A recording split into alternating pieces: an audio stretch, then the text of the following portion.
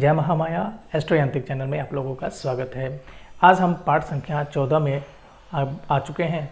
पाठ संख्या 14 से पहले हमने राशियों के गुण स्वभाव के बारे में पढ़ा था, किस प्रकार वह स्त्री और पुरुष संज्ञक में बटा हुआ है, या क्रूर और सौम्य है, या उनके चार तत्व जो कि आपके चार तत्व में बटे हैं। और उसके बाद हमने यह भी देखा कि उनका वर्ण किस प्रकार से बांटा गया है, ब्राह्मण, क्षत्रिय और वैश्य, शूद्र।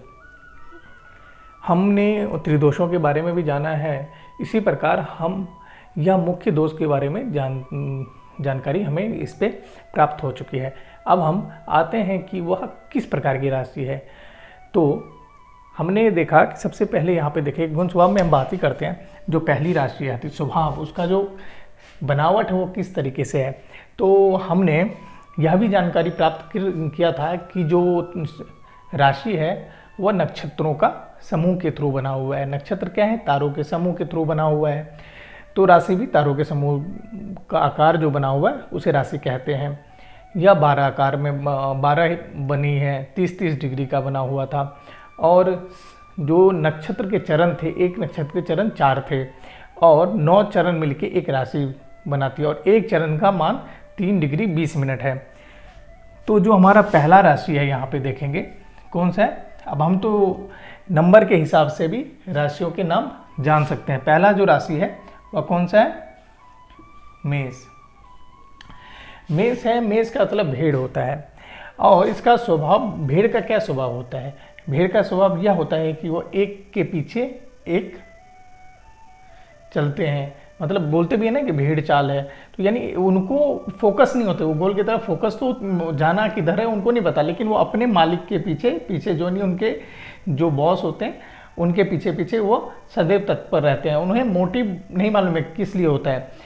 और यह मेष, यह दिन भर काम करते हैं और रात में अपने घर में वापस आ जाते हैं विश्राम करने के लिए। इसी प्रकार जो मेष जाति के जो जातक होंगे तो वह करेंगे क्या? वह ये बिल्कुल खटेंगे, लेकिन उनका जो रिजल्ट क्या निकलना है उनको उसके ऊपर टेंशन नहीं होती, फिक्र नहीं होता है, वो बस काम करते रहते हैं। और यह चतुष्पद मेष कौन है? जानवर में आते हैं। और यह चतुष्पद यानी चार पैरों का इनके पैर हो, चतुष्पद राशि है। ठीक है। और ये क्या है? मेष, ये दिन बली होते हैं, दिन में ये कार्य करते हैं ना, ये दिन बली है। दिन में एक्टिव हो जाएंगे, बहुत ज़्यादा एक्टिव होंगे। उसके बाद दूसरी राशि है वृषभ। वृषभ अर्थात बैल। अब वृषभ राशि वाले को बैल नहीं बोलना है हमको यहाँ पे, लेकिन बैल का मतलब कहाँ पे है? वृषभ मतलब बैल का आकार तो ले लिया है उस राशि ने। बैल का अर्थ यहाँ पे उनके हार्ड वर्किंग से है। वो बहुत ज़्यादा परिश्रमिक व्यक्ति होते हैं। वह कोई भी काम में उनको लगा दो वो करके रहते हैं। वह यानी मेष जो चर स्वभाव के राशि थे, यहीं पे वृषभ स्थिर स्वभाव के, ये रेस्ट करना भी पसंद करते हैं। इनको बस एक्टिव में जब इनको काम पे लगाना हो तो ये रुकेंगे नहीं, बिना थके हुए काम करते रहेंगे, काम करते रहेंगे, काम करते रहेंगे। और उसके बाद जब काम नहीं हुआ तो ये आराम से रेस्ट करना पसंद करेंगे। वृषभ यानी बैल। बैल भी चतुष्पद है, ये जानवर में फिर से आते हैं। और यह भी दिन बली होंगे। माफ कीजिएगा। अब ये देखेंगे मेष यानी भेड़, मेढ़, वृषभ मतलब बैल। और तीसरी जो राशि है मिथुन। मिथुन राशि बताया था कि आपको दो जो जोड़ी है, एक स्त्री पुरुष का जोड़ी है, वह क्या कर रहे हैं? वह कीड़ा खेल रहे हैं। एक के हाथ में वीणा है, एक के हाथ में मृदंग है, दोनों खेलते हुए नजर आते हैं। आपको बहुत कम ऐसा फोटो मिलेगा मिथुन राशि में जिसका ये है, लेकिन हमारे शास्त्रों में मिथुन राशि का जो मतलब है वो यही है। मिथुन दो, अब ये देखिए इंसानों के बारे में बता रहे हैं, यानी कि दो मनुष्य हैं। यानी तो क्या हुआ? ये द्विपद हुए, द्विपद राशि है। और यह भी दिन में बली होते हैं। अब मिथुन राशि के बारे में बात करेंगे कि अगर जो भी मिथुन राशि के जातक हैं, यह डिपेंड करेगा कि लग्न में उनकी जो राशियां हैं, यानी कि लग्न में मिथुन आ रहा है या राशि में जो मिथुन है उसमें बली कौन से हैं। बली पे अब आगे हम सीखेंगे किस प्रकार हम बली चेक करते हैं, तो उसके बाद हम यह पता कर पाएंगे कि वह किस में एक्टिव है। अब मिथुन राशि वाले क्या होंगे?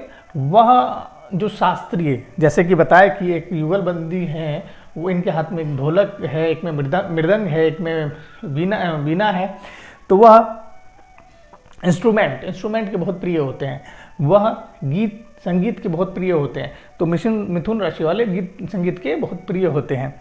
तो यह है, और ये दिन में बली हो जाते हैं। चौथा कर्क अथवा केकड़ा। अब केकड़े को देखेंगे, ये जल राशि, जल तत्व राशि है। यह बहुत शांत गंभीर होते हैं। जल तत्व है तो शांत होंगे, गंभीर होंगे, लेकिन ये एक्टिव बहुत होंगे। क्यों? ये चर स्वभाव की राशि हो जाते हैं। जब चर स्वभाव की राशि होती है और यहाँ पे केकड़ा के पैर बहुत सारे होते हैं, तो यहाँ पे हम इसको द्विपद या चतुष्पद या पंचपद या षष्ठपद नहीं कहेंगे, इसको बहुपद बोल देते हैं। बहुपद, बहुत पैर वाले। और ये रात्रि बली होती है, ये रात्रि में एक्टिव होते हैं। ये केकड़ में जो कर्क राशि वाले हो, तो इनको देखेंगे, अगर आप इनको दिन में कितना भी काम कर लीजिए नहीं करेंगे, रात में अगर बोल देंगे तो ये रुकेंगे नहीं, ये फटाफट एक्टिव हो जाएंगे। और बहुपद है, मतलब कि एक साथ ये इतने सारे काम करेंगे कि कभी यहाँ पे बैठ गए, कभी वहाँ पे बैठ गए, कभी उधर चले गए, इधर का काम कर लिया, उधर का काम कर लिया, बहुत ज़्यादा फास्ट कर्क राशि वाले। और यह चंद्रमा है, यह मतलब एक जगह रुकेंगे या 4 जगह चीज सोचेंगे, यानी इनका चंद्रमा चर स्वभाव का राशि है। मतलब ये एक साथ सोच ही नहीं सकते, एक जगह कंसंट्रेट करें, बोलेंगे कि आप इसको फोकस कीजिए तो फोकस नहीं कर सकते जल्दी से, ये बहुत चीज़ एक साथ सोचते हैं। या उसके बाद 5वीं जो राशि आती है वो कौन सी है? सिंह राशि। सिंह अर्थात शेर। शेर क्या हुआ? चतुष्पद हो गए। अब ये चतुष्पद तो हो गए, यह भी रात्रि में बली होते हैं। शेर कब शिकार करेगा? रात्रि में करेगा। और जानवर है, जानवर कहाँ रहते हैं? जंगल में। इनको जंगल में प्रिय, मतलब ये एकांत प्रिय होते हैं, एकांत में प्रिय होते हैं। और सिंह है यहाँ पे, फिर देखेंगे तो स्थिर राशि आ जाता है, चर के बाद स्थिर, यदि 5वें नंबर की स्थिर राशि आती है तब यह स्थिर, मतलब इनको शांति प्रिय है, मतलब कि इनको फिर से वही वाली जो वृषभ की तरह, जैसे इनको शांति प्रिय, रेस्ट करना प्रिय है, यह भी रेस्ट प्रिय। ये एडवेंचरस होते हैं, यह काम जो भी करेंगे वो एडवेंचर, जिसमें भी एडवेंचर हो वो सिंह राशि वाले करेंगे। और यह अपने से नीचे तो किसी को समझते ही नहीं है। बात बात पे गुस्सा हो जाना, बात बात पे अगर कोई इनके सामने जीत रहा हो तो यह क्रोध में ऐसे हो सकते हैं कि हाथापाई तक कर सकते हैं। ये सिंह राशि वाले या सिंह लगन वाले बात करेंगे, ये एक बार गुस्सा हो गए तो बहुत ज़्यादा जल्दी शांत नहीं होते हैं। ये चतुष्पद है, रात्रि में एक्टिव होते हैं।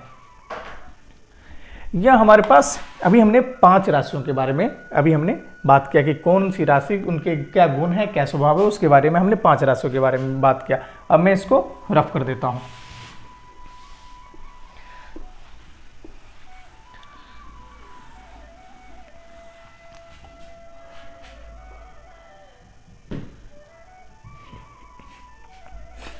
और छठी जो राशि है वह है कन्या।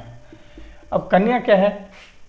एक स्त्री है, वह 9 पे बैठी हुई है। अब देखेंगे कन्या राशि का 9 पे है, तो कन्या राशि हमारे पास द्विज स्वभाव की राशि होगी, यह द्विपद की राशि होगी, यह दिन बली हो जाती है, दिन में ही एक्टिव करेंगे। रात में कन्या, मतलब स्त्री बाहर नहीं निकलती घर से, तो दिन बली हो जाते हैं। कन्या, अब कन्या जिनका भी लगन होगा तो वो उनकी जो कन्या का गुण है, यानी स्त्री का जो गुण है, इसमें मिलेगा उनमें। जैसे कि वह शर्मिला होना, वो खाने बनाने में या खान पकवान में, व्यंजन में बहुत ज़्यादा एक्टिव होना, या बातुलनी होना, यानी कि बात करने में भी बहुत ज़्यादा चतुर होते हैं। इनको देखेंगे नहीं आपकी कब क्या काम कर दिया, इनको यह भी देखेंगे कि किसके साथ, यानी सबके साथ एडजस्टमेंट करके ये रहते हैं कन्या वाले। उसके बाद तुला। तुला यह 7वीं राशि है। यहाँ पे एक हाथ में तराजू लिए हुए इंसान है। अब आदमी है तो यह भी द्विपद हो जाएंगे और यह भी दिन में बली हो जाएंगे। और तुला वाले में बैलेंसिंग होती है। तुला का अर्थ समझ गए ना, तराजू। और जिसके पास तराजू है, जो बैलेंस पहले से ही बैलेंस है, वो अपनी बातों में भी बैलेंस रखता होगा। वह चलने में भी, अपने सारे कार्यों में बैलेंस, मतलब वो इस तरीके से नहीं रखते किसी को नाराज करना, वो आप बिल्कुल focus to focus, goal to goal बात करते होंगे, इधर उधर की बात नहीं करने वाले, तुला लगन वाले नहीं है। वो बिल्कुल स्ट्रेट होते हैं, सीधे होते हैं, बराबर। वो मतलब कि एक अच्छे बोल सकते हैं इनको कि जजमेंट देने वाले तुला लगन वाले होते हैं, या तुला राशि वाले होंगे। हम बाद में इसके बारे में बात करेंगे, तुला लगन को लेंगे या तुला राशि को लेंगे। फिर 8वीं जो राशि है वह है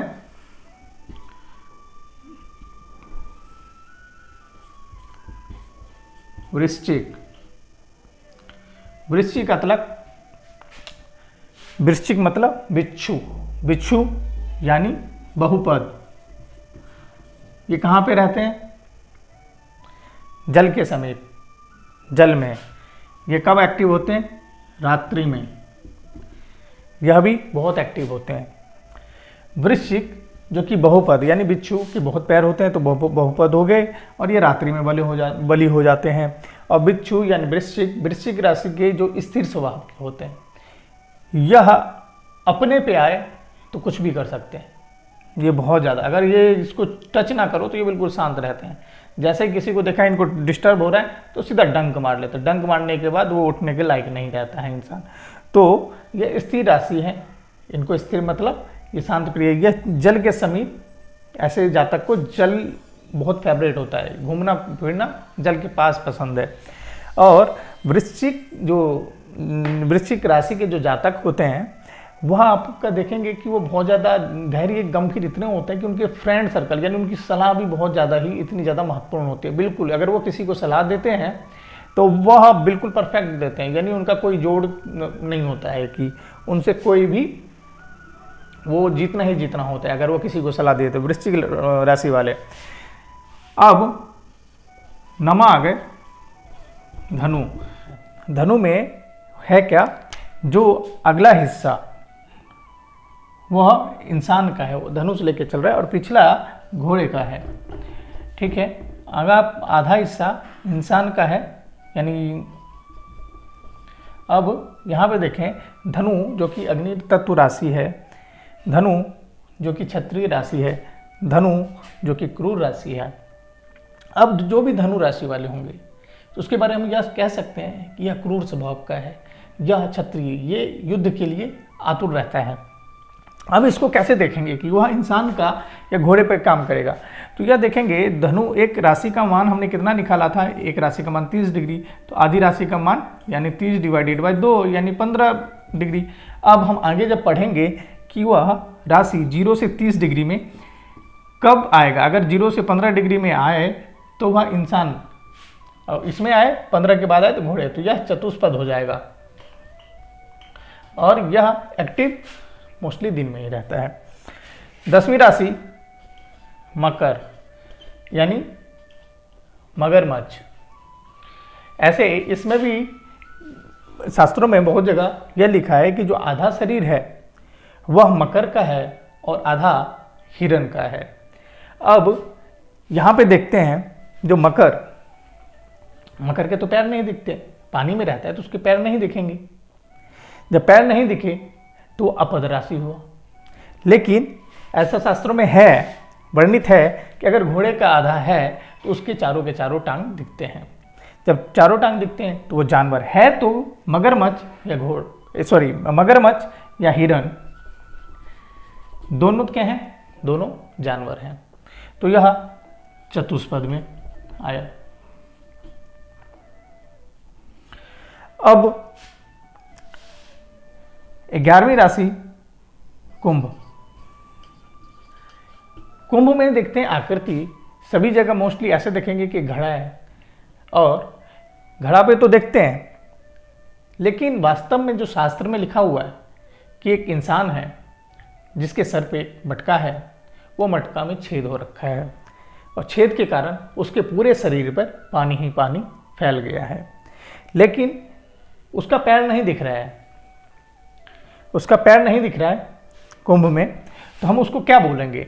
द्विपद, चतुष्पद, बहुपद तो नहीं बोल सकते जब पैर नहीं दिख रहा है। तो उसे हम अपद राशि या विपद राशि की संज्ञा दी गई है यहाँ पे कुंभ। अब यह संशय नहीं रखना है इसमें कि जो कुंभ लगन वाले होंगे वह मनुष्य का ही उन पे, यह देखेंगे पुरुष संज्ञक राशि हो जाएंगे, और वह पुरुष संज्ञक हैं तो क्रोध भी होंगे, सौम्य नहीं हो सकते। तो यह द्विपद भी कहीं कहीं पे शास्त्र में लिखा गया कि वो इंसान है तो द्विपद भी हो सकता है, लेकिन हम यहाँ पे अपद ही बोलेंगे उनको क्योंकि उसका पैर नहीं दिख रहा है। और जो 12वीं राशि है यहाँ पे लिख रहे हैं,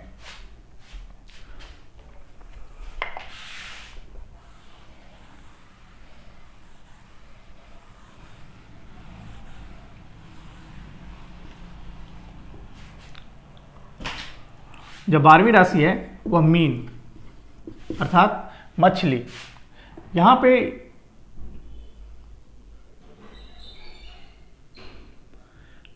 इस तरीके से बना हुआ है, मछली का आकार है।